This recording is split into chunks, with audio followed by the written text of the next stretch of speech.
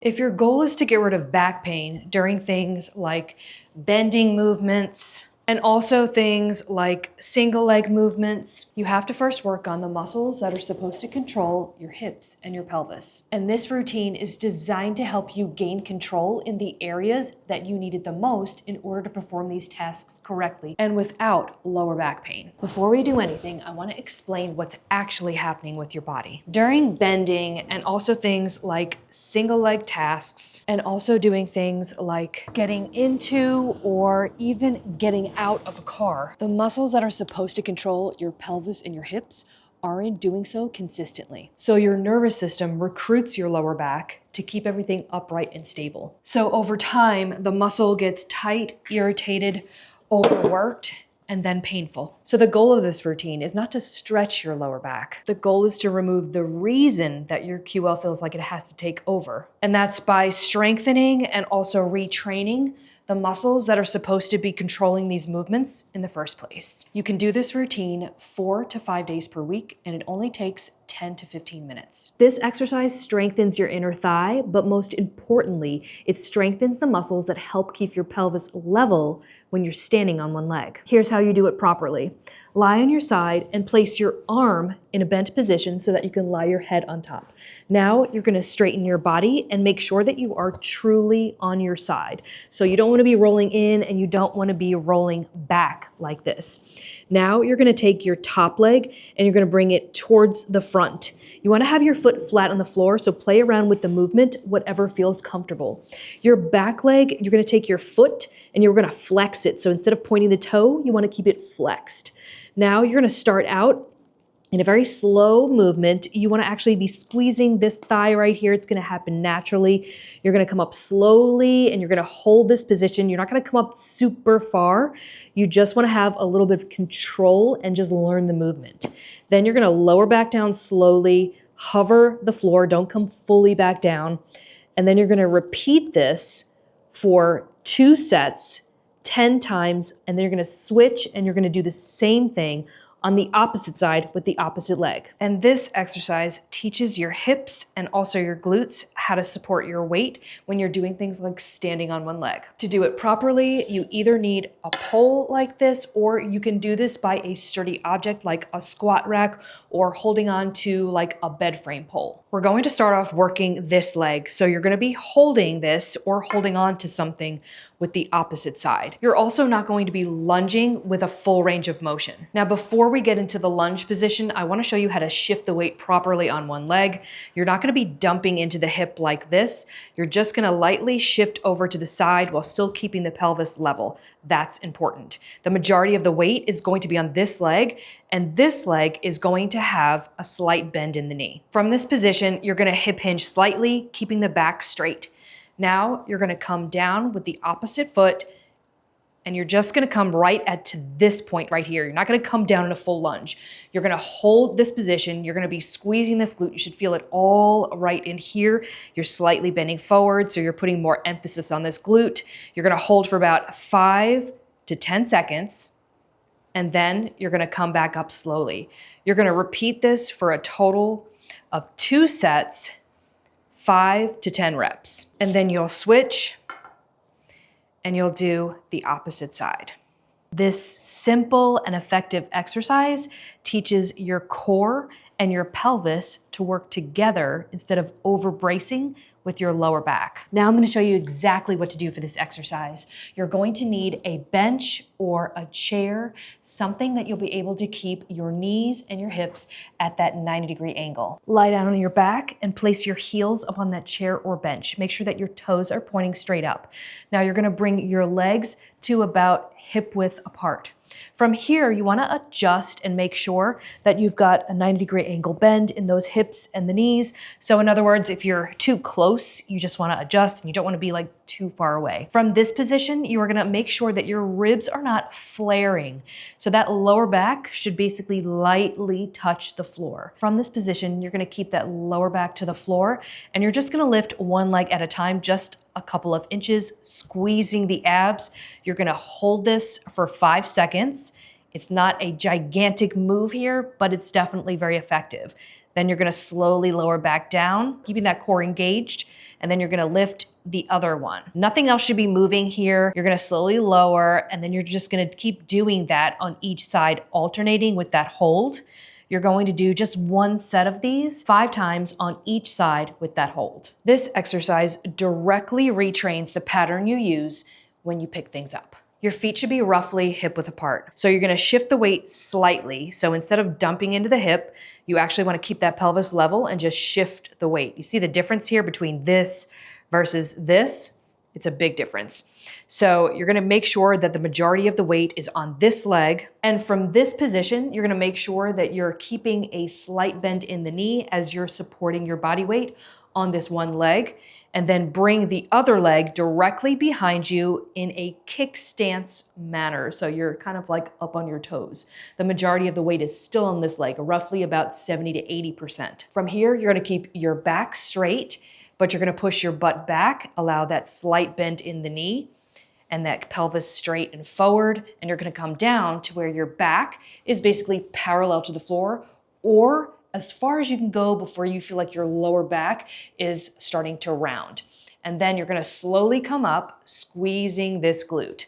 You're gonna pause at the top. There should be no excessive lean forward like that. You're still maintaining that slight bend in the knee. And then you're gonna continue doing this for about 8 to 10 reps, pausing at the bottom and then pausing at the top. Finish one side, and then you're gonna move on to the next for one set. This movement teaches single leg stability, anti-rotation control, and also avoids the lower back gripping in and taking over. You can either use a pole or you can stand by an object that is already planted in the ground, something like a bed frame pole, a wall, or even something like a squat rack. The working leg is gonna be on the same side of where you are lightly holding on to for support. You're gonna shift the weight slightly, so not dumping into that hip, just shifting it, keeping the knee slightly bent, and then you're not gonna be raising your knee up fully. You're just gonna be raising it up slightly. The weight is gonna fully be on this leg, so you wanna make sure that that pelvis stays steady. So you're gonna shift the weight, lift the foot up just a couple of inches, bring the arm up in front of you, and then bring it across, all while keeping everything stable. You're gonna do the same thing all over again. Nice, slow and controlled movement, holding onto a wall or just a sturdy object if you need to. And then you're gonna switch, and you're gonna do the same thing on the opposite side. To gain stability in single leg movements and be able to do this without feeling like you're gonna topple over or lose your balance, try this little move. It's easy and it's supportive, and it will actually build strength where you need it the most. When you're standing on one leg, you want to be very aware of your movement pattern. So tucking the pelvis slightly, keeping a slight bend in the knee here, shifting the weight and not dumping into the hip, so shifting that weight slightly, allows you to have more control. Also making that tripod with your foot. That's where you spread the toes, and then you make a tripod with your foot by taking the ball of your foot and trying to squeeze it in to the heel without scrunching the toes. So it's just a very small movement here, but do you see the difference? So here's what everything looks like when you're getting ready to stand on one leg. Eventually it becomes second nature. You're not gonna have to like think about this all the time, but initially it does take a little bit of retraining. So you're shifting the weight slightly to that leg, and then you wanna keep that nice bend in the knee, just a slight bend in the knee. You're gonna tuck the pelvis slightly. This allows a little bit of stability, and then you're gonna make that tripod with the standing leg, and without like leaning back, you can even hold on to something if you need to.